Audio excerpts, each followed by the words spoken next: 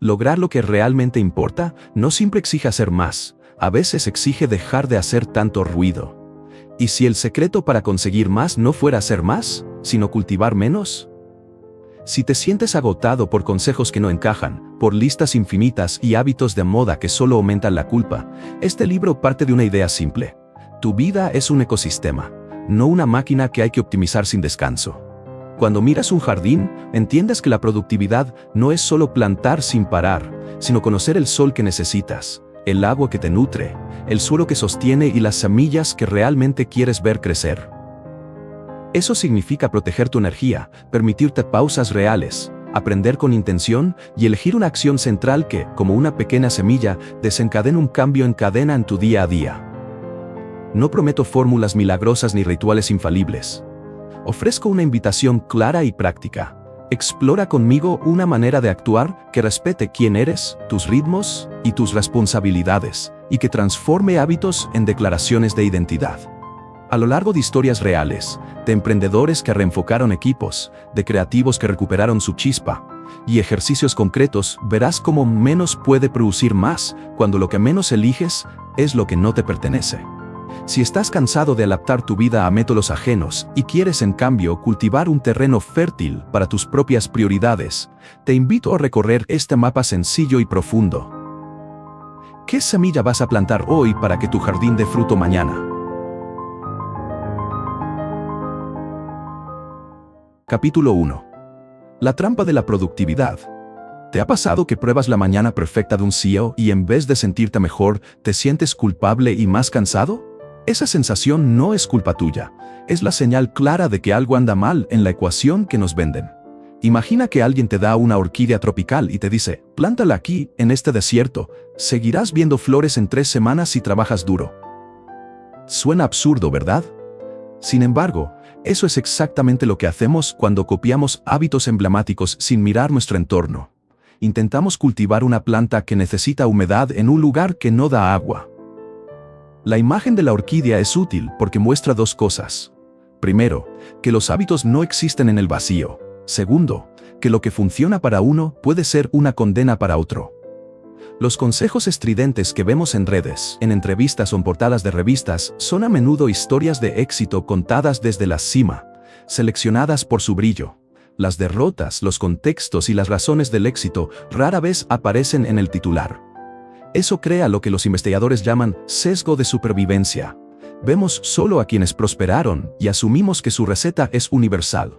Pero no lo es. Un CEO que duerme 5 horas y medita al amanecer puede hacerlo porque tiene un equipo grande que absorbe tareas, porque su contexto económico se lo permite, o porque su diagnóstico biológico responde bien a ese patrón. Tu vida, tu cuerpo y tus responsabilidades forman un ecosistema distinto. Tienes obligaciones que nadie más ve, niños que despertar, turnos de trabajo, tránsito pesado, estudiantes dependientes, una ansiedad que se enciende con la noche, o una energía que solo aparece después del mediodía. Ignorar eso significa forzarte a encajar en un molde que no fue hecho para ti. Piensa en la camiseta de talla única que todos nos insisten. Puede quedarle perfecta a algunos, pero la mayoría nos queda apretada en lugares o demasiado floja en otros. La camiseta puede verse cool en la foto, pero cuando te la pones para vivir un día real, no funciona. Te pica, se cae del hombro, o simplemente no te deja mover con naturalidad. Con los hábitos pasa lo mismo. Pueden lucir impresionantes en un feed, pero en tu vida cotidiana se convierten en molestia o en una fuente de culpa. He visto a muchas personas intentar encajar en rutinas ajenas. Mariana, por ejemplo, levantó su alarma a las 4 con la intención de ganar la mañana como el CEO que admiraba. Durante la primera semana aguantó con energía artificial y café. La segunda semana llegó tarde al trabajo. La tercera, se enfermó. No porque madrugar sea intrínsecamente malo, sino porque su sueño estaba fragmentado por turnos nocturnos de su pareja y por un hijo pequeño que se despierta temprano. El plan no consideró su ecosistema, la biología, la convivencia y el estrés acumulado.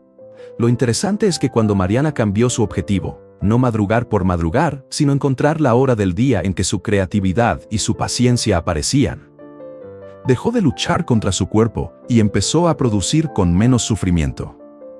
¿Por qué nos empeñamos en seguir modelos que no nos sirven? Porque son cómodos.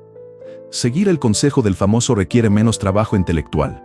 Nos descargamos la responsabilidad de pensar en nuestra situación y preferimos una fórmula probada. También porque los consejos venden mejor cuando prometen atajos. 5 pasos para. Suena limpio, vende y calma la ansiedad de decidir. Pero la decisión importante no es copiar el paso 5, es darse el trabajo de mapear tu propio terreno. Además, hay una parte psicológica que pocos reconocen. La culpa y la identidad están entrelazadas en este juego. Cuando fallas en seguir la fórmula, no solo te frustras, a menudo interpretas el fracaso como una limitación personal. Si no puedo madrugar, entonces no soy disciplinado. Esa conclusión es peligrosa porque destruye la posibilidad de entender las causas reales.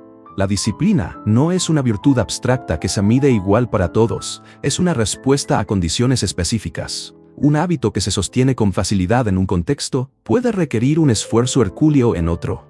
Entonces, ¿qué hacemos con toda esta industria de la productividad que nos rodea? La respuesta no es desconfiar de todo ni vivir a la deriva.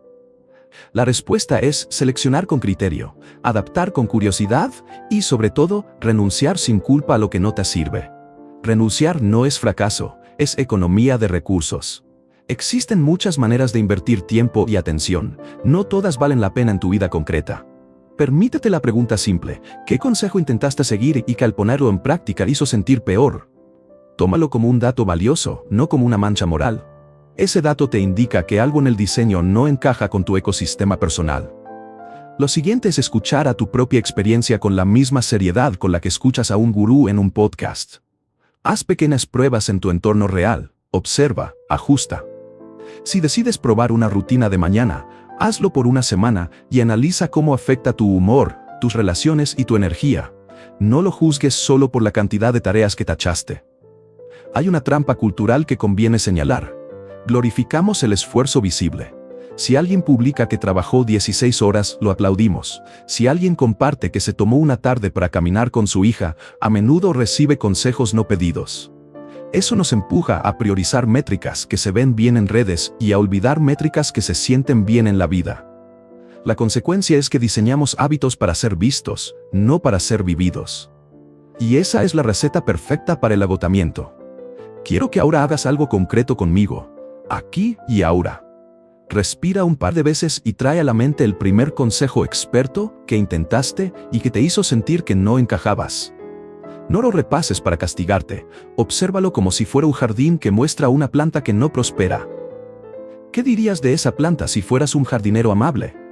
Tal vez que necesita otro tipo de suelo, otra frecuencia de riego o simplemente que no pertenece a ese clima.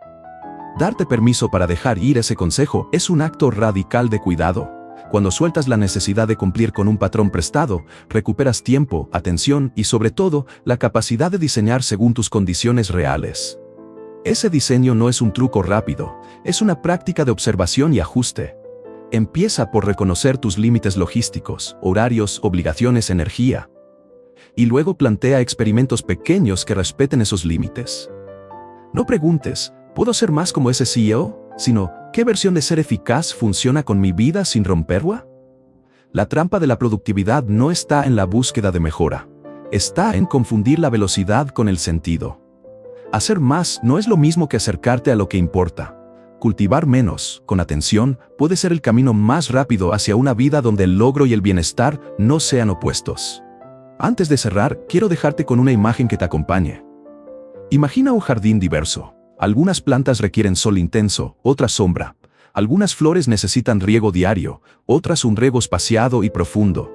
Un buen jardinero no fuerza a todas a crecer igual. Entiende, escucha y actúa en función del clima del lugar. Ese jardinero eres tú. Ahora, una última pregunta para que te quedes pensando mientras apagas este video. ¿Qué hábito ajeno vas a dejar de intentar reproducir hoy mismo para que tu jardín tenga una oportunidad real de prosperar? No lo dejes para mañana.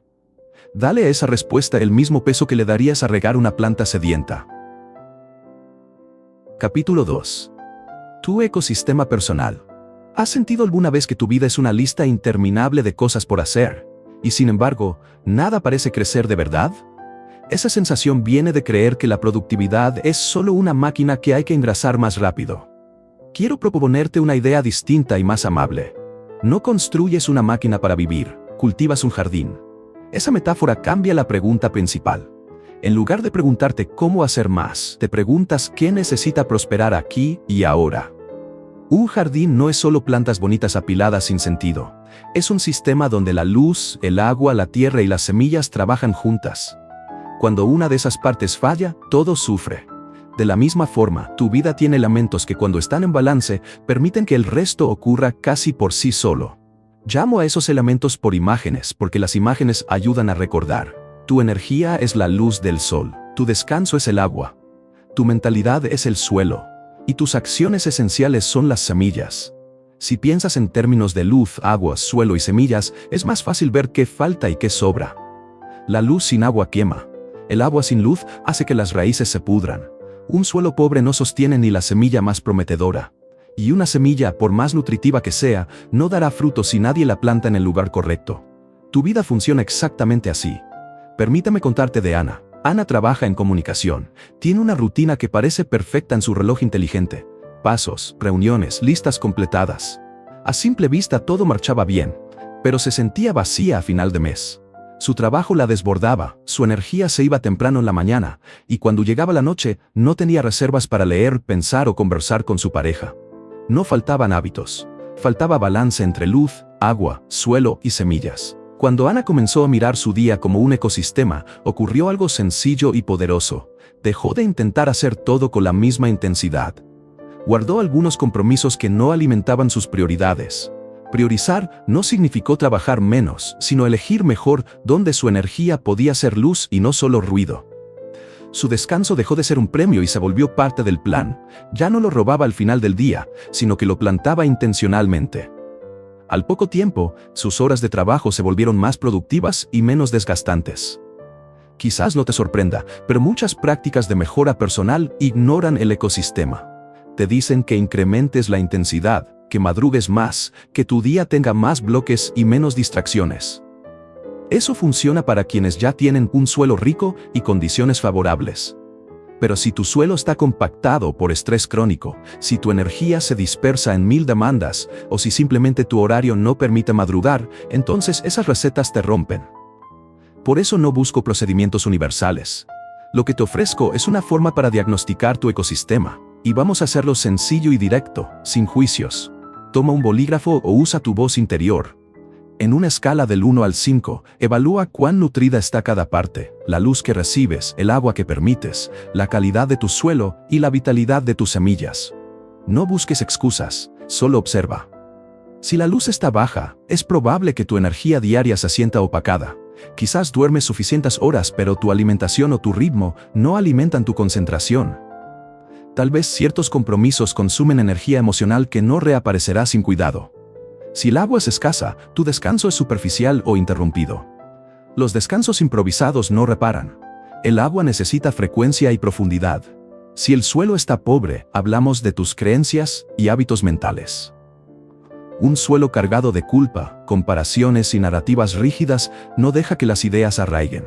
Cambiar el suelo implica prácticas de reflexión, lectura con intención y conversaciones que desafíen y nutran. Y las semillas son las acciones que eliges sembrar cada día, las pocas actividades que realmente mueven la aguja hacia lo que valoras. No se trata de dispersarte en muchas semillas, se trata de plantar las correctas, las que tienen sentido con tu luz y tu agua, y con un suelo que las sostenga.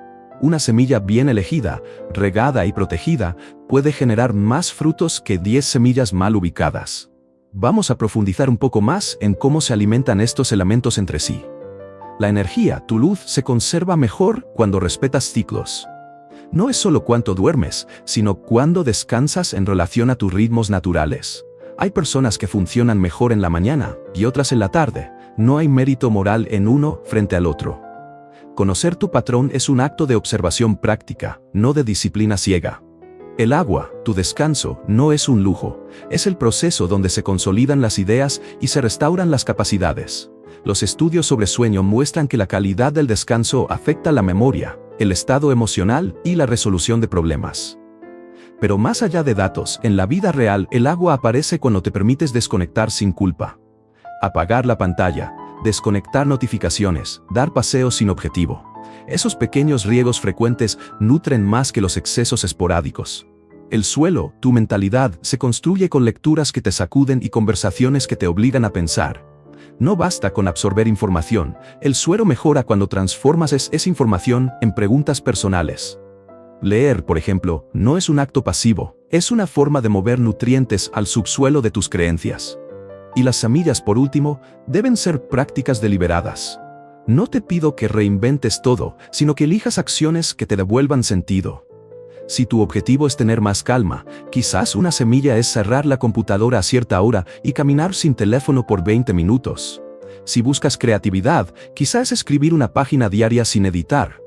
Esas acciones parecen pequeñas, pero cuando coinciden con luz, agua y suelo favorables, multiplican su efecto. Quizá pienses que este enfoque suena lento. Y tienes razón, cultivar implica tiempo. Pero la lentitud que propone el jardín es productiva a largo plazo, es la diferencia entre un impulso efímero y una transformación sostenible. La prisa, en cambio, produce brotes que nunca arraigan. Antes de avanzar, regresemos al ejercicio sencillo que te propuse. Evalúa tu luz, tu agua, tu suelo y tus semillas del 1 al 5. Si encuentras que uno de esos números está bajo, no entres en pánico. Ese número es una señal clara de dónde empezar.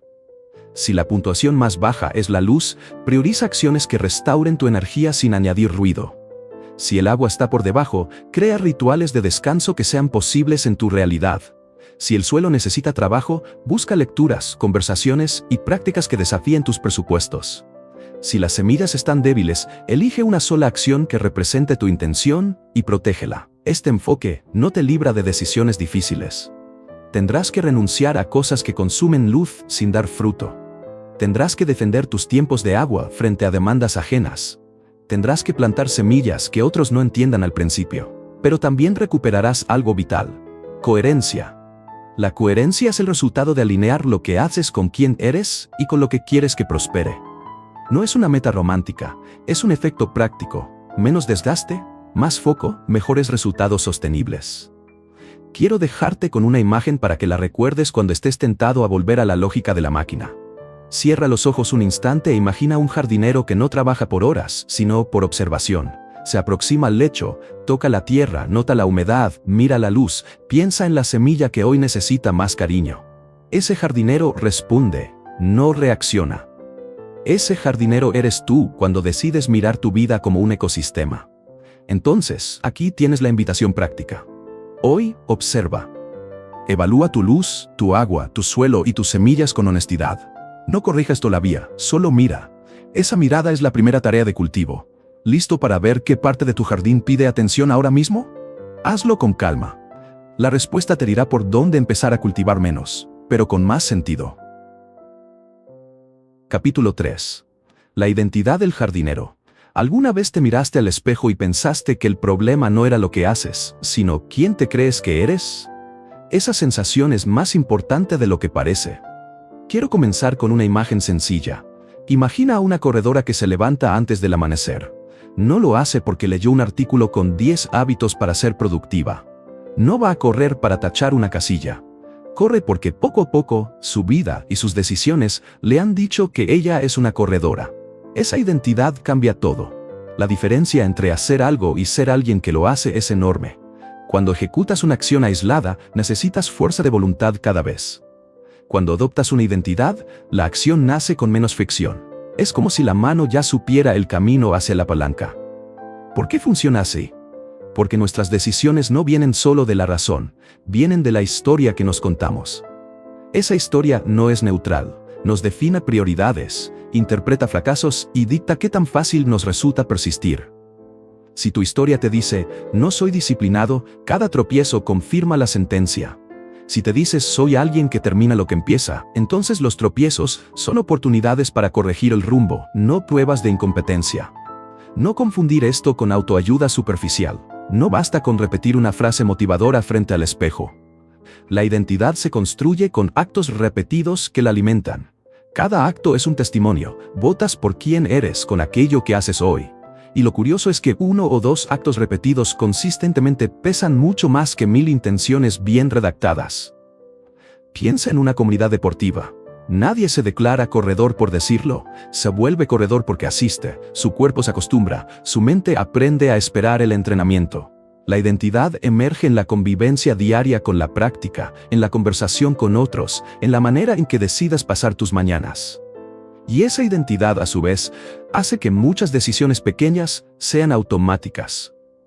Te voy a contar una historia que ilustre esto en el mundo real, y que tiene un giro cultural concreto. En São Paulo, una fundadora de una startup vivía una angustia que te sonará familiar. Su equipo trabajaba sin descanso, lanzaban funciones nuevas cada semana, y sin embargo los clientes seguían desconectados. La solución tradicional parecía evidente: más reuniones, mejores métricas, mayor presión. Pero ella decidió probar algo distinto. En lugar de decir, somos un equipo que construye aplicaciones, empezó a decir en cada reunión, en cada correo y en cada evaluación, somos un equipo que resuelve problemas de clientes. No fue solo retórica, cambió el lenguaje interno, rediseñó cómo se hablaba con los usuarios y alineó las recompensas con la resolución de problemas reales, no con la cantidad de líneas de código o la velocidad de despliegue. Lo que ocurrió no fue mágico, pero sí poderoso. Al cambiar la identidad del equipo, cambiaron las preguntas que se hacían al enfrentar un reto. En lugar de medir cuántas funciones podían lanzar en una quincena, empezaron a preguntar, ¿qué obstáculo real estamos resolviendo para esta persona? Eso reorientó prioridades, calmó la urgencia por producir pero no conectar, y abrió espacio para soluciones más simples y más útiles. La identidad colectiva empujó prácticas diferentes, y esas prácticas reforzaron la identidad. Se creó un círculo virtuoso. Siento que es importante aclarar algo. Identidad no significa negar dificultades. No es una etiqueta mágica que borra problemas, es una lente para interpretar acciones. Si eliges soy quien termina lo que empieza, no transformarás todas tus tareas en logros automáticos. Lo que cambia es la manera en que respondes al atraso y la fricción. En vez de castigarte, asumes responsabilidad y haces ajustes concretos. ¿Cómo se construye esta identidad de manera honesta y práctica? No con decretos grandilocuentes, sino con pequeños compromisos coherentes. No buscas convertirte en otra persona, buscas permitir que la persona que quieres ser emerja a través de actos repetidos y visibles. Cuando digo visible, no hablo de exhibicionismo. Hablo de hacerlo suficientemente real como para que tú y tu entorno puedan reconocer la continuidad. Si quieres ser alguien que concluye proyectos, empieza por terminar la parte más pequeña de uno ahora mismo, y hazlo sin excusas. Ese acto mínimo es la evidencia que tu mente necesita para actualizar la narrativa interna. También cuenta el lenguaje que usas. Si te describís como alguien que intenta, la palabra intenta ya lleva contrato de poca fe. Si te describís como alguien que se entrena para, abres espacio a la práctica. Las palabras no son inocuas, moldean expectativas y con ellas comportamientos. La identidad se nutre además del entorno social. Las culturas y los equipos que te rodean validan o cuestionan la identidad que deseas adoptar. Si tu círculo celebra la apariencia de ocupación por encima del progreso real, te será más difícil consolidar una identidad de calma y eficacia. Por eso, parte del trabajo del jardinero es elegir quiénes regarán tu suelo y quiénes lo pisotearán. No se trata de excluir gente con dureza. Se trata de poner límites que permitan que crezcan las plantas que elegiste sembrar. Ahora, quiero que hagas un ejercicio breve y directo conmigo. Piensa en un objetivo que tienes ahora mismo. Puede ser terminar un proyecto, mejorar una relación, aprender algo nuevo. En vez de formularlo como quiero, tradúcelo a identidad. Cierra los ojos si quieres y mira cómo suena. Soy la clase de persona que... No inventes demasiado. Elige una versión plausible de ti mismo que te inspire y que sea alcanzable. Eso no termina el trabajo, apenas lo inicia. Luego, haz algo pequeño que confirme esa identidad. No te pido un cambio radical, te pido un acto que sea coherente. Si dices, soy quien termina las cosas, cierra hoy una parte concreta de ese proyecto y comunica el cierre a alguien. Si dices, soy quien aprende, dedica 15 minutos ahora mismo a leer con atención y hacer una nota. Esos actos repetidos serán la columna vertebral de la identidad. La paciencia también es parte del trato. Cambiar la historia que te cuentas no sucede en un día, pero cada acto coherente reduce la distancia entre la narrativa y la realidad. La repetición crea hábito. El hábito crea identidad. La identidad vuelve más fácil la repetición. Es un círculo que se alimenta. Quiero poner esto en términos que no suenen a promesa fácil. Adoptar una identidad puede traer resistencia. A veces te enfrentarás a gente que no entiende tu cambio, a fracasos temporales, a días en que nada parece encajar. Esos días son parte del terreno. No son prueba de que la identidad sea falsa, son pruebas de que estás haciendo trabajo real. Al final, todo esto converge en una idea clara y poderosa. Tus hábitos no son tareas neutrales, son afirmaciones. Cada vez que eliges, estás diciendo quién quieres ser. Y esa declaración repetida con coherencia se convierte en la persona que vive tu vida. Antes de cerrar, quiero que guardes una imagen. Imagina una jardinera que planta no por la foto, sino por la promesa de ver brotar algo en silencio. Ella no necesita demostrar su identidad a nadie. La prueba está en la tierra que toca cada mañana. Esa jardinera eres tú cuando eliges actos que respalden la identidad que quieres habitar. Entonces, te dejo con una pregunta para que te acompañe hoy. ¿Qué identidad quieres comenzar a cultivar ahora mismo? No la elijas por moda ni por presión. Elige una que puedas sostener con actos pequeños y repetidos. Y luego, haz un acto que hable por esa identidad, aquí y ahora. Capítulo 4. Luz del sol. La energía es tu verdadera moneda. ¿Te has detenido a pensar que, aunque todos tenemos 24 horas, no todos llegamos al final del día con la misma carga? Esa diferencia no es menor, es la que decide si lo que haces tiene brillo o suena a esfuerzo forzado. Quiero empezar con una imagen sencilla. Tu energía es como la batería de un celular. Algunas mañanas te despiertas con la batería casi llena y sin darte cuenta, llegas al mediodía con solo un 10%. Otras, haces 3 cosas que te encantan y parece que el indicador nunca baja. No es magia.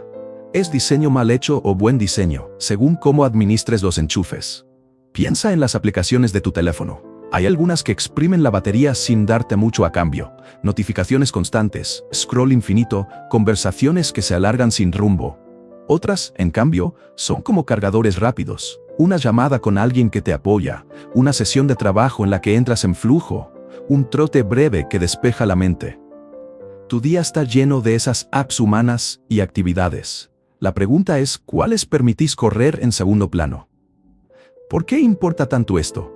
Porque la energía gobierna la calidad de lo que producís.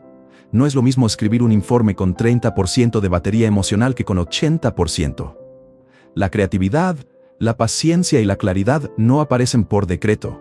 Aparecen cuando el recurso que las alimenta está disponible.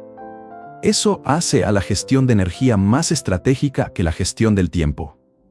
No te estoy diciendo que el tiempo no importe, pero imagina que tenés una agenda perfectamente organizada en un teléfono con batería muerta. Tendrás un plan estético, impecable, inútil hasta que lo cargues.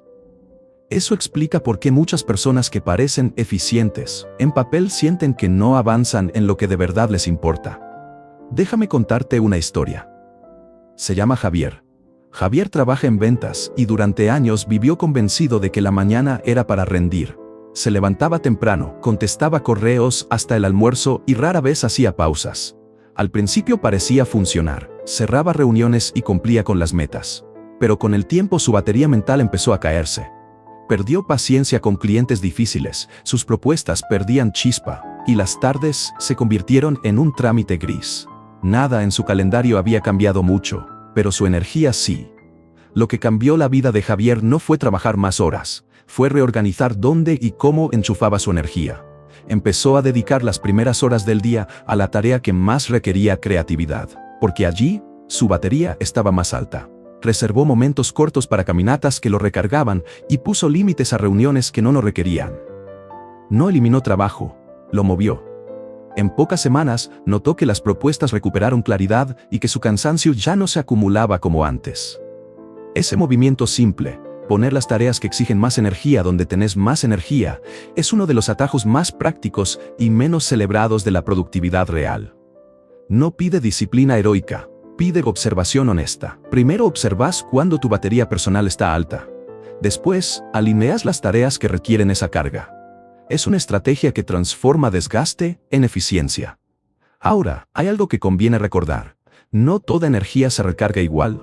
Algunos cargadores son superficiales. Una hora viendo algo estimulante puede darte un subidón momentáneo, pero no arregla lo que está en el fondo. El descanso profundo y las prácticas que regeneran son distintos a las distracciones que solo anestesian. La siesta corta de calidad, una caminata sin teléfono, una conversación que te alinea con tus valores, esos son cargadores que realmente llenan la batería. Además, hay cosas que roban energía de manera sigilosa. Los conflictos no resueltos, las metas mal entendidas, los ambientes desordenados y las expectativas ajenas pueden consumir cargas sin que lo notes. A menudo seguimos funcionando pensando que somos la excepción y que podemos operar con menos. Pero la batería baja no es un testimonio de valentía, es una señal para revisar el sistema. Esto nos lleva a algo práctico que podés hacer ahora mismo, mientras me escuchás. Cierra los ojos por un instante si podés, o simplemente enfoca la mirada. Piensa en una tarea que haces todos los días y que cuando la terminás te deja drenado. Puede ser una reunión con temas repetidos, revisar un correo pesado, o empezar el día leyendo mensajes que te tiran abajo.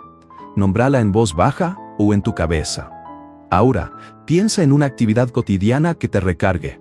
Puede ser 5 minutos de estiramiento, una taza de té bien hecha, hablar con alguien que te haga reír o escribir 2 minutos sobre algo que agradeces. También nómbrala. Al poner nombres a los drenadores y a los cargadores, empezás a ver patrones. Y con esos patrones, podés diseñar. Diseñar no significa añadir más reglas, significa colocar las piezas en donde funcionan mejor. Si la reunión de la mañana te vacía, podés moverla a la tarde o acortarla. Si responder correos te consume, podés fijar bloques específicos para eso y apagar notificaciones el resto del tiempo. Si una caminata de 20 minutos recarga tu energía, podés hacerla no como premio sino como mantenimiento.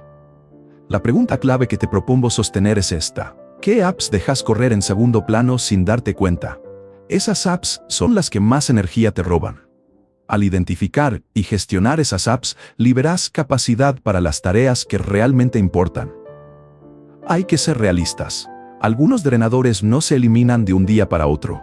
Tal vez tenés responsabilidades que exigen dedicación emocional o tareas administrativas que no se van a ir. Pero ahí también podés aplicar la lógica del cargador. Podés intercalar esos momentos con pausas llamadas recargas. Podés fragmentar lo insoportable hasta que deje de serlo. Y podés negociar cuándo y cómo haces lo que te exige más energía. Otro punto que no quiero que pase por alto es la energía emocional. La batería no es solo física, es también psicológica. Una discusión no resuelta con alguien cercano puede bajar tu carga más rápido que una noche de malas horas. Por eso, cuidar vínculos y poner límites es parte de mantener la batería.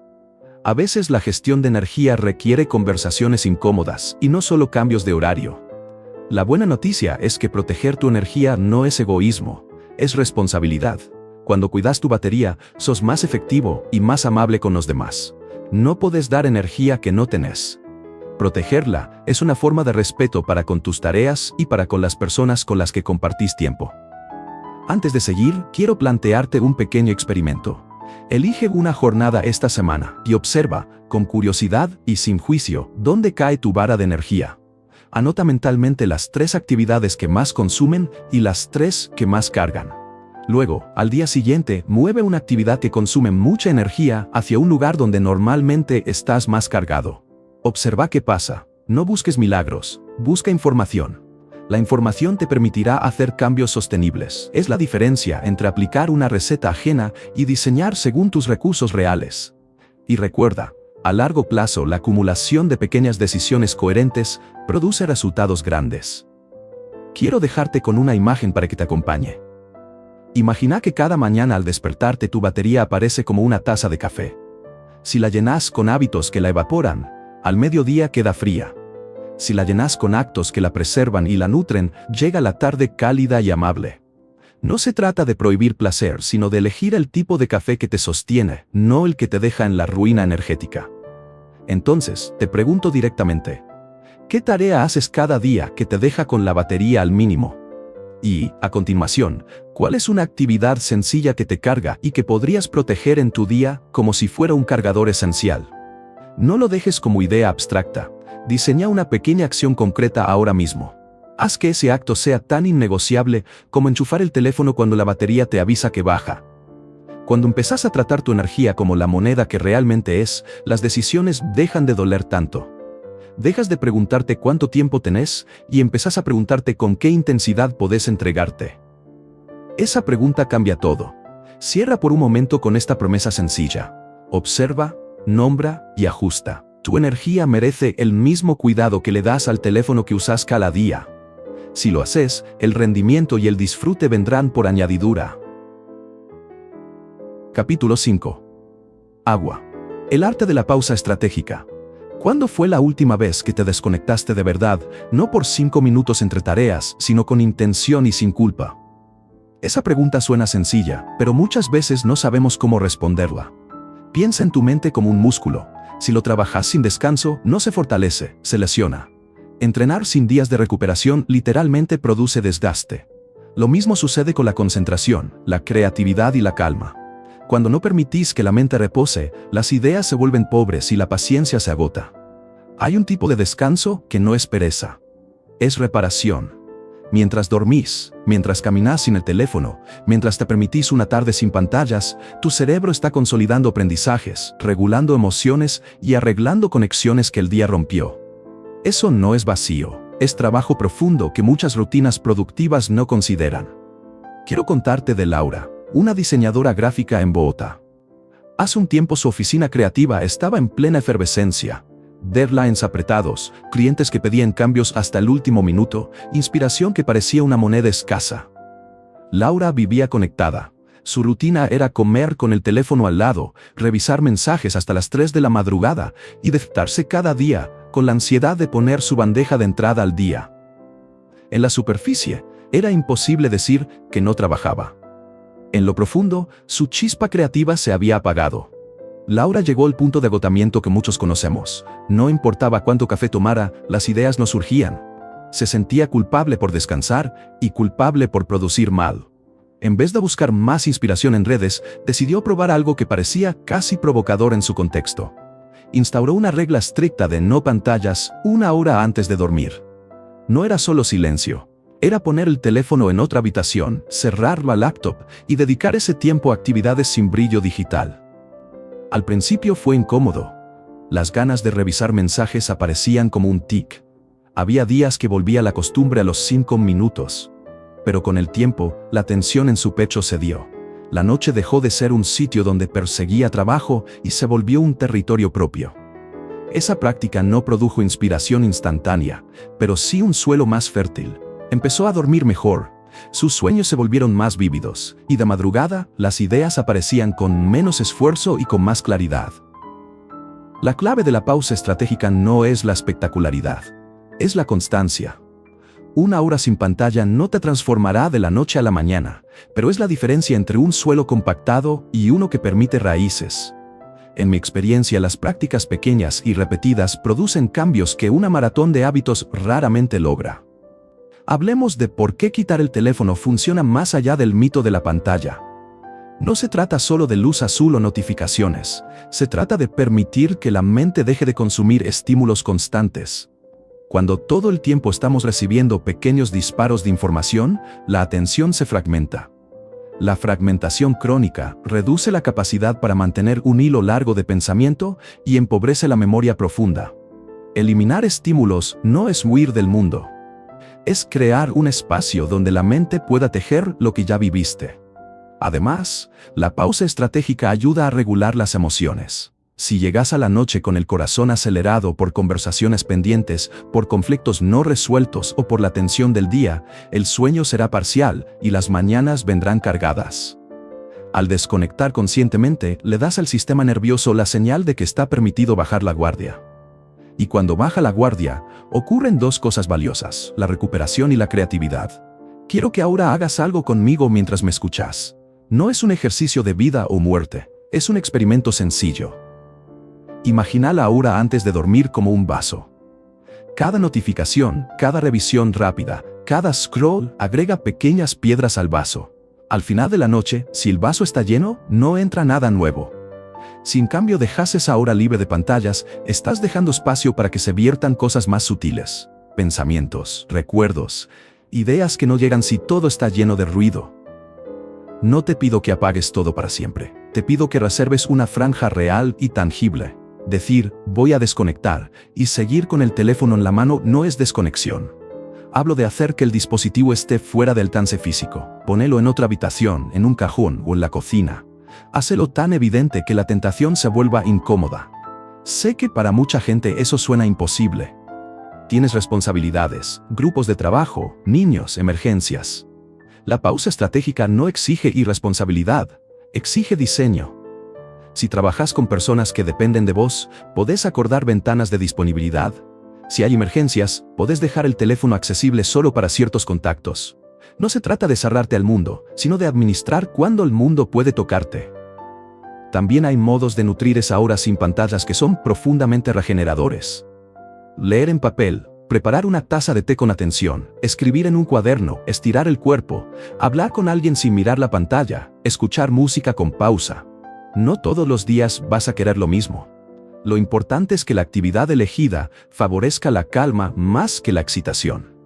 Volviendo a Laura en Bogotá, su ritual nocturno la ayudó a recuperar una cosa esencial: el sentido de que las noches la pertenecían. Al volver a sentir esa propiedad, su trabajo diurno cambió. No necesitó hacer horas extras, necesitó noches que la sostuvieran. Las entregas comenzaron a llegar con más intención, y la calidad superó a la rapidez. Hay otra dimensión que quiero tocar. Las pausas estratégicas también entrenan la disciplina amable.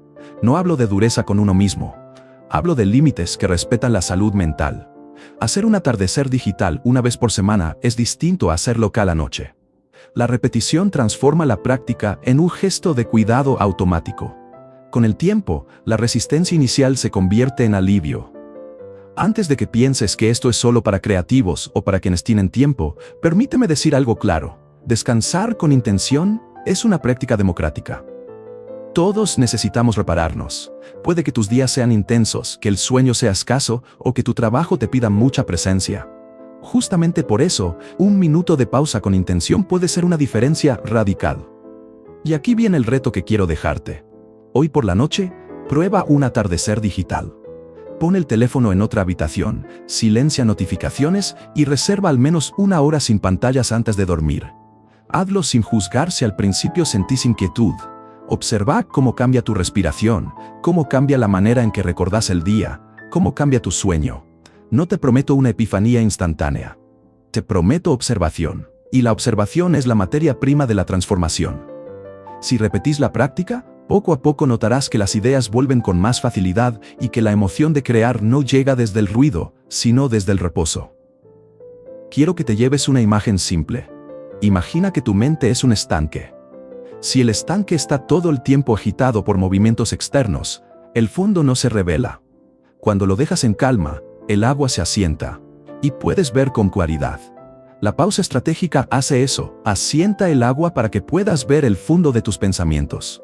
Entonces, ¿te animás a intentar el atardecer digital esta noche? No lo hagas por moda ni por presión, hazlo por curiosidad. Coloca el teléfono en otra habitación. Respira. Observa. Mañana, cuando vuelvas a tu pantalla, notarás la diferencia, y quizá empieces a preferir la calidad sobre la cantidad. Descansar con intención no es una concesión al ocio. Es una inversión en tu capacidad de pensar con claridad, sentir con profundidad y crear con propósito. Esa es la razón por la que la pausa estratégica es agua para tu jardín interior. Capítulo 6. Suelo. Aprende como un líder. ¿Te ha pasado que después de un día lleno de respuestas rápidas y titulares fugaces, te quedas con la sensación de no haber avanzado de verdad? Eso ocurre porque la información es fácil, el aprendizaje profundo no lo es. Quiero que imagines por un momento que tu conocimiento es un terreno. Si el suelo está pobre y erosionado, por más semillas que plantes, nada echará raíces fuertes. Ahora, imagina otro terreno, uno que ha recibido compost, rotación de cultivos y atención. Las semillas en ese suelo crecen con solidez. Aprender no es enterrar más semillas, es preparar la tierra para que lo que plantes hoy se multiplique mañana. Cuando digo que los líderes son excelentes aprendices, no hablo de poseer diplomas. Hablo de la habilidad de transformar experiencia y curiosidad en comprensión que realmente cambia lo que hacen. Esa transformación ocurre cuando tratas a la lectura y al estudio como inversión, no como entretenimiento. Pasar horas desplazándote sin rumbo por noticias es como poner tu dinero en una cuenta que rinde casi nada. Leer un libro desafiante, tomar notas y aplicar pequeñas ideas es como invertir en un fondo que compone intereses. Con el tiempo se transforma en algo mucho más grande que la suma de sus partes. La diferencia clave está en cómo consumís información. Consumir es pasivo, aprender es activo. Puedes mirar un video y anotar algún punto, o puedes detenerte, subrayar, escribir una pregunta y tratar de responderla con tus palabras. Ese segundo camino exige esfuerzo, pero produce algo que perdura. Te cuento de Ricardo, que dirige un equipo de producto. Durante años su rutina de aprendizaje consistía en leer resúmenes y ver charlas motivadoras entre reuniones. Parecía actualizado, pero cuando surgían problemas complejos, se quedaba en la superficie. Un día decidió cambiar la manera de acercarse al conocimiento. Empezó a leer libros que le resultaban difíciles, a subrayar, a escribir resúmenes de una página y a llevar esos resúmenes a conversaciones con su equipo. Lo que ocurrió no fue inmediato, pero fue profundo. Su lenguaje cambió, sus decisiones ganaron matices y el equipo comenzó a debatir con más rigor. Lo que antes eran soluciones reactivas se volvieron estrategias pensadas.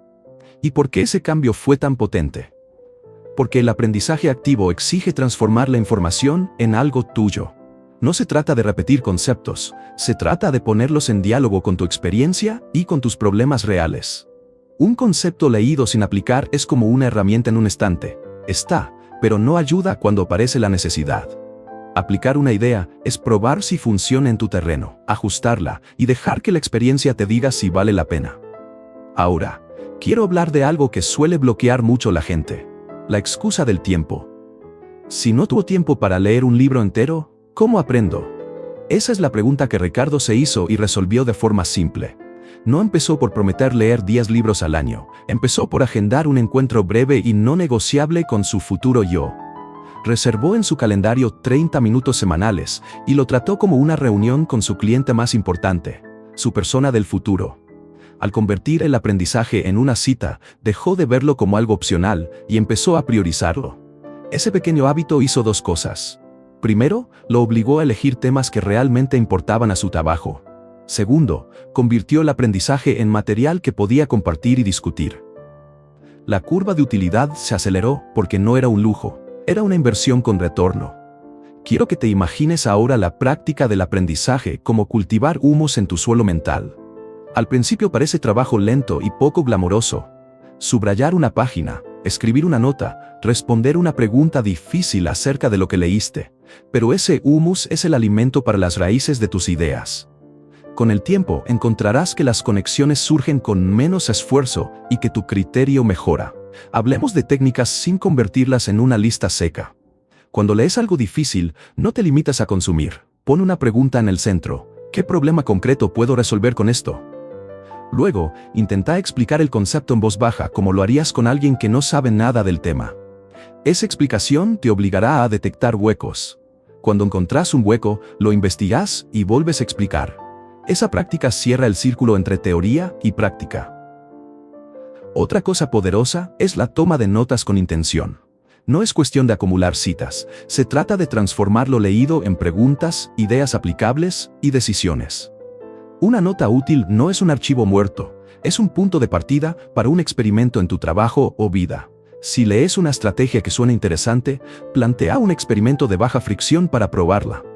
Ese experimento será la forma en que el aprendizaje se convierte en capital real. También es importante el diálogo. Compartir lo que aprendes con alguien, y mejor aún, explicarlo a quien desacuerda, acelera la comprensión. La crítica no es el enemigo. Es el fertilizante que prueba si tus hipótesis resisten. Ricardo comenzó a presentar sus resúmenes en reuniones cortas y recibió preguntas que le obligaron a afinar su pensamiento.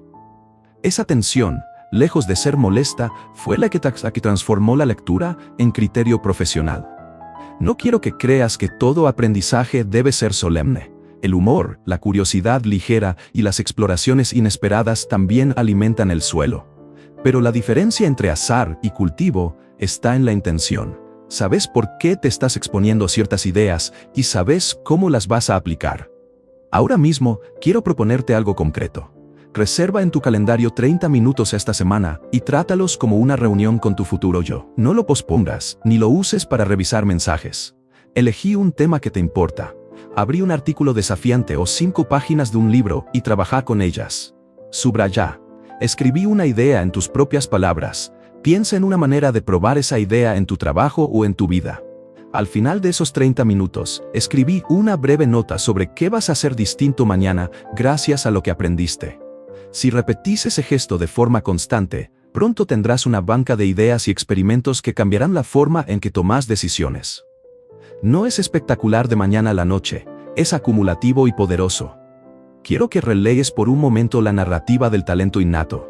La ventaja competitiva hoy es menos la memoria que el músculo del aprendizaje. Saber aprender rápido, aplicar con espíritu crítico y ajustar en función de la realidad es lo que separa a quienes sobresalen de quienes solo acumulan información. Antes de cerrar, vuelvo al suelo. No intentes enriquecerlo todo a la vez. Comienza por un área que te importe y cuida esa porción. Al mejorar una parcela, los nutrientes se irán extendiendo y pronto querrás trabajar la siguiente.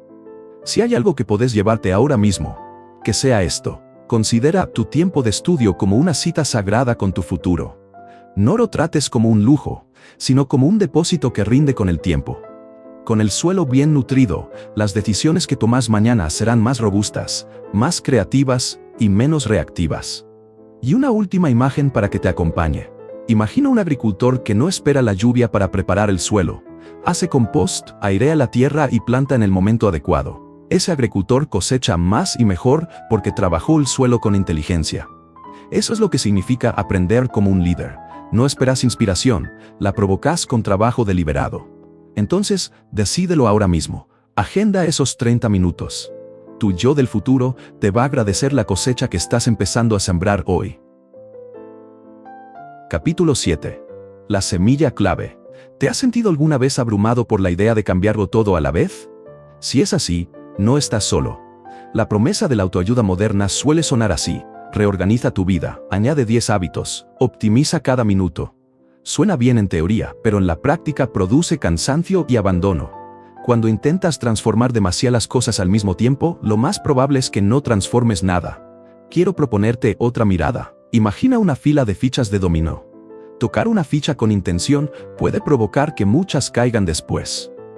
Esa ficha que inicia el movimiento tiene una cualidad especial. Es pequeña, manejable y colocada en el lugar correcto. En el terreno de los hábitos, esa ficha es lo que llamo la semilla clave. La semilla clave no es una solución mágica, es una elección de alto impacto, que por su posición psicológica desencadena otros cambios con menos esfuerzo. Hacer la cama por la mañana es un ejemplo tan humilde como poderoso. Esa acción por sí sola no resuelve problemas complejos, pero actúa como un gatillo. Ordenas un espacio, te das una pequeña victoria, y tu día empieza con una sensación de control. Esa sensación es contagiosa. Te empuja a cerrar otra ventana, a dejar una mesa más ordenada, a mirar el correo con menos ansiedad. Una simple semilla puede crear un efecto dominó de orden y claridad. ¿Por qué funciona esto? Porque los hábitos no son actos aislados, son señales en un circuito emocional y cognitivo. Cada acto confirma a tu cerebro una narrativa. Esto es lo que hace la persona que soy. Cuando eliges una semilla que genera una pequeña victoria, tu identidad recibe una prueba, y con el tiempo, esa prueba pesa más que la resolución inicial. La identidad impulsa la continuidad. Déjame contarte de Sofía. Sofía es madre y trabaja medio tiempo en una editorial. Durante años se prometía organizarse mejor y cada lunes intentaba imponer un plan nuevo que quedaba desdibujado a mitad de semana. Un día decidió probar algo distinto. En vez de un plan integral, eligió una semilla tan simple como hacer una lista de 3 cosas que merecieran su atención antes de almorzar. No prometió avanzar 100 tareas, prometió 3. Con esa semilla, notó que las mañanas no la arrastraban. Las decisiones pequeñas empezaron a resolverse más rápido, y, poco a poco, su semana adquirió estructura. La lista de 3 no es glamorosa, pero fue la palanca que cambió el resto. Lo importante no es la dificultad de la semilla, sino su potencia para generar movimiento. Una semilla puede ser caminar 5 minutos antes de abrir el correo, o tomar un vaso de agua al sentarte a trabajar, o escribir una oración sobre lo más importante del día. No es lo que parece. Es la posición que ocupa en tu rutina y la continuidad que puedes sostener. Ahora bien, elegir una semilla requiere honestidad. No sirve elegir algo que suena bien y que sabes que nunca harás. Tampoco sirve elegir algo insignificante que no conecta con nada más. La semilla óptima está en ese punto. Es pequeña pero simbólica, fácil de repetir y con potencial para empujar otras acciones en la dirección que quieres. Cuando busques tu semilla, presta atención a los momentos de fricción. Los hábitos se arman más por cómo comienzan que por cómo terminan. Si logras colocar una acción fácil justo en el inicio de tu día o del contexto problemático, te ayudas a sortear la resistencia. Por ejemplo, si revisar el correo te desespera, planta la semilla justo antes. Pon una alarma que te recuerde tomar un respiro de 30 segundos, respirar y beber agua. Ese respiro crea un margen para responder en vez de reaccionar, y con el tiempo, las respuestas se vuelven un hábito. No es necesario que la semilla sea hermosa. La gracia está en la repetición. Una acción repetida con continuidad crea más cambio que 1000 planes románticos ejecutados de manera intermitente. La consistencia es la receta del crecimiento sostenido. También es importante entender que las semillas funcionan en red. Una semilla bien elegida puede fortalecer otra. Si tu semilla matutina es hacer la cama, esa pequeña orden puede hacer que la ropa se quede menos tiempo tirada, lo que calma el entorno y reduce la carga visual, lo que a su vez disminuye el ruido mental cuando trabajas. Lo que parecía un gesto aislado desencadena una cadena de efectos en distintos ámbitos de tu vida. No siempre tendrás la claridad para identificar la semilla perfecta a la primera. Experimentar es parte del proceso. Prueba una acción sencilla durante una semana y observa. Si notas algún cambio en tu ánimo o en tu rendimiento, manténla. Si no, cámbiala por otra y vuelve a observar. Los ajustes finos son normales y útiles. Quiero hacer una pausa y hablar de la trampa moral que suele aparecer. A veces creemos que si elegimos semillas pequeñas es porque fallamos en ambición. Nada más lejos de la verdad. Elegir lo pequeño es un acto estratégico, no resignado. Es preferir profundizar una pequeña palanca eficaz a dispersarse en buena voluntad. La humildad del gesto no le quita su potencia. Otro punto que conviene aclarar es la relación entre semilla y motivación. La motivación fluctúa. La semilla no depende de un ánimo perfecto. De hecho, la semilla ayuda cuando menos motivación hay, porque su tamaño la hace más ejecutable. Se trata de diseñar para la persona que sos en tus peores mañanas, no para la versión idealizada que aparece en tus playlists de productividad. Para que esto no sea puro discurso, quiero proponerte un ejercicio ahora mismo. Respira. Trae la imagen de tu mañana típica. Observa el primer punto de fricción. ¿Qué acción te bloquea más? Ahora imagina una acción minúscula que podrías hacer justo antes de ese punto. No exageres. Hazla posible. Si la fricción surge al revisar mensajes, tu semilla podría ser cerrar la laptop y escribir una frase sobre lo más importante del día. Si la fricción es la desorganización, plantar la semilla de doblar la ropa al levantarte puede ser más útil de lo que imaginas. Repetiré esto de una manera distinta, porque es clave. La semilla no resuelve todo de golpe. Lo que hace es empujar un movimiento. Si ese movimiento es hacia coherencia, generarás más coherencia. Si es hacia dispersión, pues no. La selección consciente es la parte más importante de la tarea. También quiero que consideres el entorno como aliado. Coloca objetos que recuerden tu semilla. Si tu semilla es caminar 5 minutos, deja las zapatillas en un lugar visible. Si es escribir una oración, ten una libreta en la mesa de la cocina. Los recordatorios físicos reducen la necesidad de memoria voluntaria y hacen que la acción sea casi automática. No ignores la importancia del refuerzo social. Comparte tu semilla con alguien que te apoye. Decir en voz alta lo que vas a intentar añade compromiso. Y no busques aprobación externa como motor, busca compañía que entienda que las pequeñas acciones pueden tener grandes resultados. Ahora, antes de terminar, quiero que pienses en la historia a la que le quieres dar cuerda. Las semillas no solo organizan días, pueden reescribir narrativas. Si cada mañana eliges una acción que confirme la versión de ti que respetas, la historia que te cuentas cambia. No se trata de forzar una identidad irreal, se trata de darle evidencia a la persona que quieres ser. Para cerrar, vuelve a tu mañana y elige una semilla concreta. Haz que sea tan pequeña que no pueda ser excusada. Comprométete a repetirla durante una semana y observa sin juzgar. Anota lo que cambia. Si ves que empuja otras cosas, sosténla. Si no, cámbiala y prueba otra. La semilla clave es una promesa humilde y poderosa. No exige perfección. Exige presencia. Y cuando la colocas en el terreno correcto, el resto del jardín empieza a responder. Así que ahora te pregunto con calma, ¿qué semilla vas a plantar hoy que con el tiempo termine siendo la primera ficha de un dominó que te impulse hacia donde quieres ir? Hazla pequeña, hazla real. Y comienza ahora. Capítulo 8. Desmalezar el jardín. Haz que los buenos hábitos sean fáciles. ¿Alguna vez te has sentido agotado de luchar contra tus propios impulsos? Hacer lo correcto no debería sentirse siempre como una batalla. La idea que quiero sostener contigo es sencilla y contraintuitiva. La fuerza de voluntad no es la heroína que nos han vendido. No es una reserva eterna que, si la ejercitamos más, resolverá todo. La fuerza de voluntad se agota. Y cuando se agota, lo que queda es el impulso, el hábito automático y el entorno que nos rodea. Piensa en tu ambiente como un río. Nadar contra la corriente exige energía, muchas brazadas y a menudo frustración. Pero dar la vuelta y dejar que la corriente nos lleve en la dirección correcta requiere menos esfuerzo.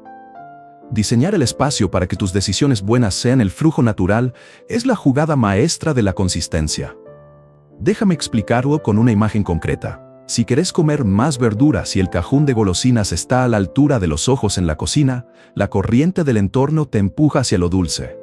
Si querés meditar y tu cojín está bordado en el closet con la funda en la parte de atrás, la resistencia aumenta. Si tu objetivo es escribir cada mañana y tu libreta está en la oficina, la probabilidad de empezar baja. Modificar estas pequeñas cosas no es trampa ni atajo. Es diseño inteligente. No hace falta ser un ingeniero de la vida para lograrlo. Se trata de mover una silla, dejar unas zapatillas a la vista, colocar el agua sobre la mesa. Esas pequeñas adaptaciones reducen la fricción. Y la fricción es el verdadero enemigo de la repetición. Cada paso extra que tenés que dar para comenzar una acción es una pequeña puerta que puede cerrar tu día. Quiero contarte sobre Catalina, una ejecutiva en Santiago. Catalina vivía en un departamento pequeño en Providencia y su trabajo era intenso. Durante meses intentó meditar por las mañanas. Se decía a sí misma que con suficiente disciplina lo lograría. Se despertaba, pensaba en meditar y en la práctica terminaba revisando correos y atendiendo mensajes. La intención existía, la práctica no. Un día decidió que la disciplina no bastaba, necesitaba aliada. Sacar su cojín de meditación de donde estaba y dejarlo en un rincón del living cambió todo. No solo lo dejó visible, puso una pequeña lámpara y unos audífonos, y dejó una nota con una frase que la recordaba por qué meditar. Aquello transformó el rincón en una invitación. Al volver de la cama, el cojín le hablaba sin palabras. La resistencia desapareció en muchos días. No porque Catalina se volviera más fuerte, sino porque su ambiente pasó a sostener su intención. Ese cambio es la diferencia entre depender de voluntad y depender de diseño. Si querés meditar, no te digas 5 razones más para hacerlo. Haz que el lugar te lo recuerde y que sea lo más simple comenzar. La simplicidad es la forma más práctica de respeto hacia tu propia atención. Ahora, puede que pienses que esto suena demasiado básico, que si fuera tan sencillo, ya lo harías. Pero ahí está la trampa. Lo básico funciona porque es subestimado. La mayoría de la gente se concentra en motivación y rituales complejos. Pocos se ocupan de mover la silla. Y mover la silla es lo que sostiene la práctica cuando la motivación baja. Hay una lógica psicológica detrás. Nuestros cerebros priorizan lo que está disponible y lo que requiere menos esfuerzo. Cuando el inicio de una acción se vuelve fácil, la probabilidad de que ocurra aumenta dramáticamente.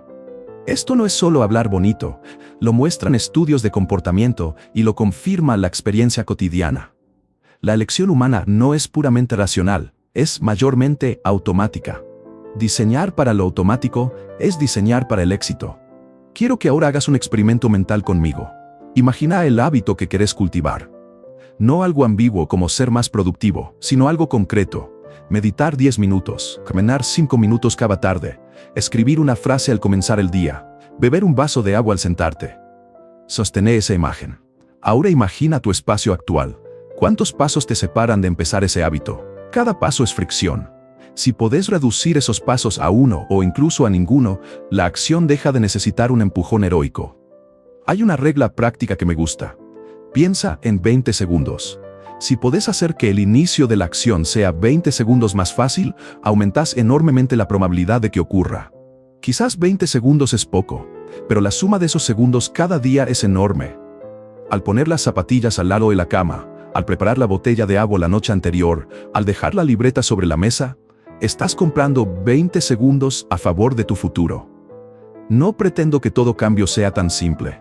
Algunas transformaciones requieren reorganización profunda. Pero incluso en esos casos, reducir la fricción inicial facilita la continuidad. Si quieres cambiar la dieta entera, no empieces por limpiar la despensa de golpe. Empieza por sacar lo tentador del mostrador y reemplazarlo por una opción accesible. Estas tácticas no eliminan el trabajo, pero hacen que el trabajo sea practicable día tras día. Otra dimensión clave es la identidad del espacio. Cuando convertís un rincón en el lugar de meditación, no solo reducís pasos, estás enviando una señal a tu mente. El lugar se vuelve un recordatorio físico y emocional. Así como los lugares de culto, las bibliotecas y los gimnasios condicionan comportamientos, tu espacio doméstico puede ayudarte a sostener prácticas. Hacer visible el hábito es un acto de externalización de la disciplina. No la llevas toda adentro, la apoyas en el mundo. El apoyo social también ayuda. Si vivís con alguien, contarle tu intención y pedir su ayuda en los primeros días puede ser definitorio. No es pedir permiso, es construir una estructura que te respalde. Si no compartís casa, podés buscar un compañero virtual o un grupo que acompañe el inicio. La comunidad no reemplaza el diseño, pero lo potencia.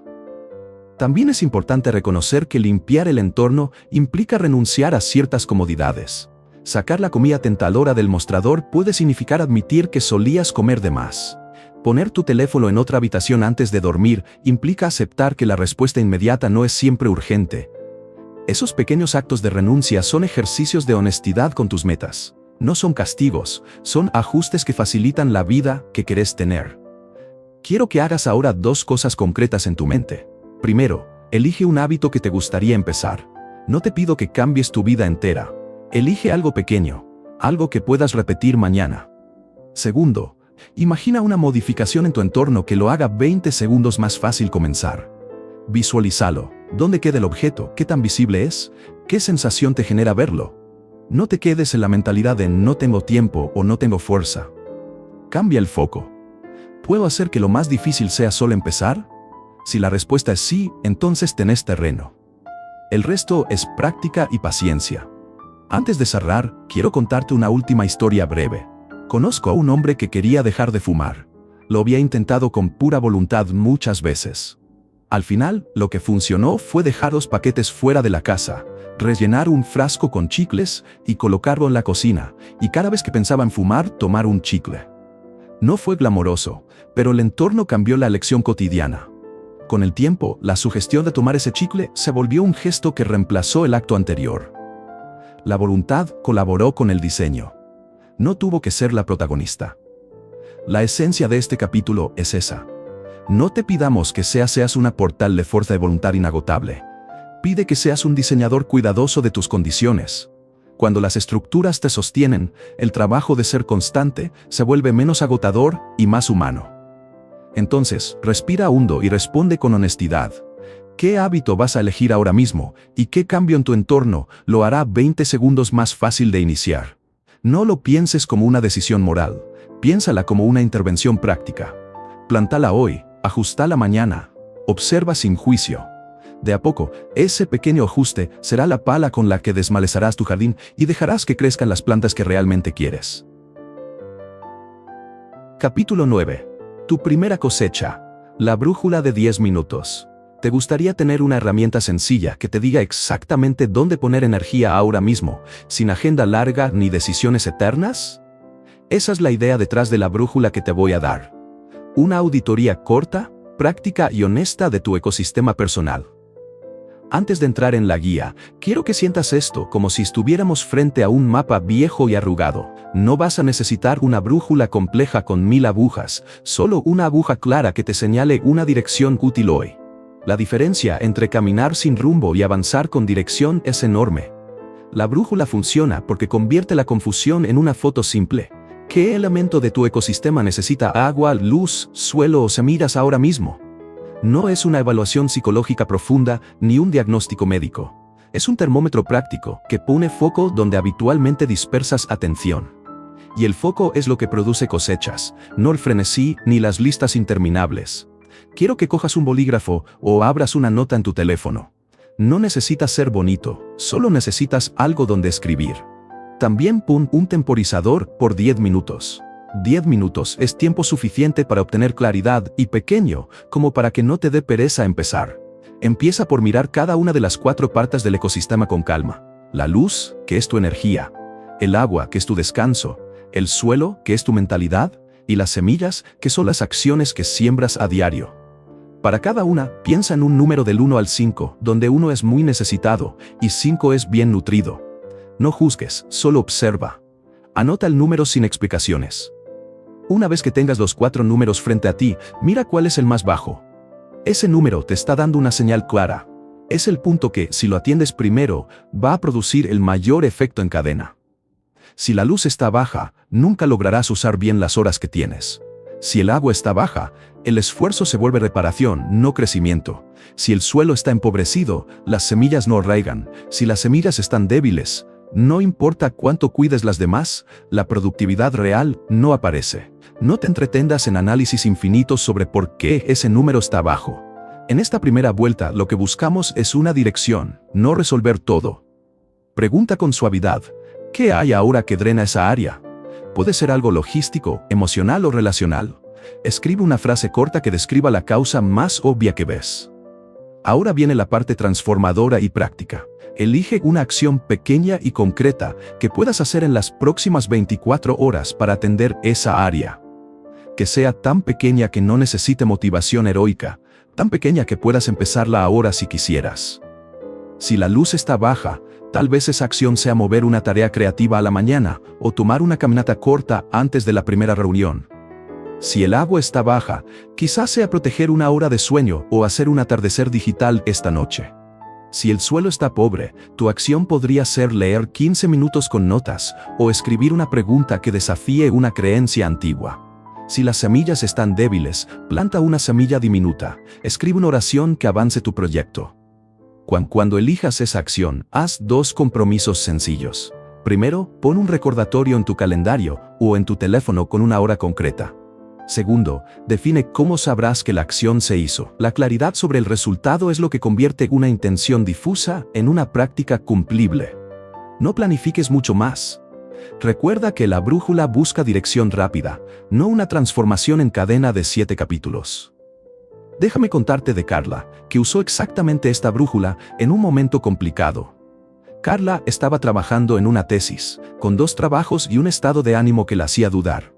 Al hacer la auditoría, vio que su agua estaba en 1,5, mientras que todo lo demás oscilaba entre 3 y 4. En vez de prometer madrugar 2 horas, eligió una acción minúscula: dejar el teléfono en la cocina cada noche y leer 20 minutos en papel antes de dormir.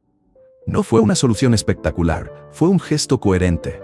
En una semana, su sueño mejoró. Su claridad de la mañana también, y el avance en la tesis pasó de ser una tortura a ser una tarea que podía encarar con menos aversión. Esa fue su primera cosecha. Un pequeño cambio que abrió espacio para el resto. Algo importante que no quiero que ignores: la brújula no te pide perfección. Su propósito es sacarte del bucle de la duda y colocarte en una dirección concreta. Si fallas, regresa a la auditoría y repite. La repetición con aprendizaje es la técnica que transforma estas pequeñas decisiones en hábitos significativos. También vale la pena anotar una segunda cosa mientras el temporizador sigue corriendo. ¿Qué límite necesitas poner para proteger la acción elegida? A veces la falla no está en la intención, sino en lo que permite que otros devoren tu tiempo. Piensa en una barrera simple que puedas levantar, una ventana de no interrupciones. Una regla para no responder mensajes salvo en cierto horario, o avisar a alguien cercano que esa franja es inviolable. La protección es tan práctica como la acción misma. Si tu ecosistema parece estar sobredimensionado por demandas externas, la brújula te ayuda a priorizar de verdad. En lugar de intentar arreglar todo, resolves una pieza que alivia la presión general. Con cada vuelta de auditoría, irás afinando. Verás patrones, reconocerás las rutinas que siempre drenan y las que siempre recargan. Esa información es oro para diseñar con sentido. Ahora, si ya pasaron unos minutos desde que pusiste el temporizador, te invito a algo concreto. Detén este video ahora y toma 10 minutos. Haz la auditoría en la forma que te describí. Apunta tus 4 números, subraya el más bajo, escribe la causa breve, elige una acción diminuta y programa el recordatorio. Vuelve aquí cuando termines. No hagas esto por obligación, hazlo por claridad. Si preferís escuchar mientras lo haces, seguí conmigo mentalmente. Respira, mira, decide, agenda. No necesitas explicaciones largas ni validaciones externas, solo una decisión honesta. 10 minutos son suficientes para tener una respuesta que te diga hacia dónde caminar. Cuando vuelvas, quiero que observes 2 cosas. ¿Cómo te sientes tras tomar una dirección clara y qué tan posible es la acción escogida? Si la acción te parece demasiado ambiciosa en caliente, hazla más pequeña. La simplicidad aumenta la probabilidad de repetición. Antes de cerrar, hablemos de la cosecha. La primera cosecha no es siempre un gran logro visible.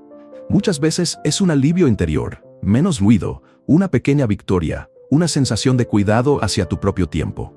Ese alivio es la semilla que alimenta la siguiente decisión. Con cada giro de la brújula, tus prioridades se vuelven más honestas y tus pasos más certeros. Quiero dejarte con una imagen que te acompañe. Imagina que cada vez que haces la auditoría, la brújula te da una luz tenue en la oscuridad. No ilumina todo el camino, pero sí la próxima piedra sobre la que darás el paso. Acumular esas luces es lo que te lleva del desorden a un jardín que produce. Entonces, respira profundo otra vez. Si aún no pausaste, hazlo. 10 minutos, la brújula en mano. Si ya lo hiciste, siéntate y mira los resultados que anotaste. Sea cual sea la dirección que elegiste, es la más útil por ahora. La cosecha comienza con la claridad. La brújula de 10 minutos no te hará la persona perfecta, pero te dará una dirección práctica y accionable. Empieza con honestidad, actúa con pequeñez y protege lo que has decidido. ¿Listo para tomar los 10 minutos y trazar tu primera dirección? Hazlo ahora. Tu jardín te agradecerá la próxima vez que recojas el fruto sencillo de una decisión bien puesta. Hemos llegado al final de este recorrido juntos, pero en realidad lo que termina aquí es solo mi parte de la conversación. La tuya comienza ahora. Todo este viaje no fue para entregarte un manual rígido ni para decirte qué hacer paso por paso. Fue para invitarte a mirar tu vida de otra manera. No como un proyecto que hay que administrar a la perfección, sino como un jardín que se cuida, que se nutre y que florece con el tiempo. Has visto que tu energía es la luz que sostiene todo, que el descanso es el agua que te devuelve fuerza, que tu mentalidad es el suelo donde cada semilla encuentra raíces, y que tus acciones, por pequeñas que sean, son las semillas que, con constancia, crean frutos reales. También descubriste que no necesitas hacerlo todo al mismo tiempo. Basta con encontrar esa semilla clave, esa pequeña práctica que enciende el resto y marca la diferencia. Antes de pasar al siguiente libro, tengo una petición para ti. Toma la brújula que usaste en el capítulo anterior, detente un momento y mírala con calma. Pregúntate, ¿cuál es la semilla fundamental que voy a plantar hoy? No mañana, no cuando tenga más tiempo, no cuando todo esté bajo control. Hoy, da ese primer paso y ponlo en práctica. Tu ecosistema personal no necesita ser perfecto para ser valioso. Solo necesita estar vivo. Como cualquier jardín, tendrá estaciones de crecimiento explosivo y otras de quietud y reposo. La verdadera sabiduría no está en forzar la floración, sino en cuidar la tierra con paciencia y cariño, confiando que con consistencia la vida se abrirá paso. La pregunta final es simple, pero poderosa. ¿Qué vas a decidir cultivar en tu jardín? Porque sea lo que sea, con tu atención y tu cuidado, crecerá. Y ese será el legado más duradero que podrás dejarte a ti mismo.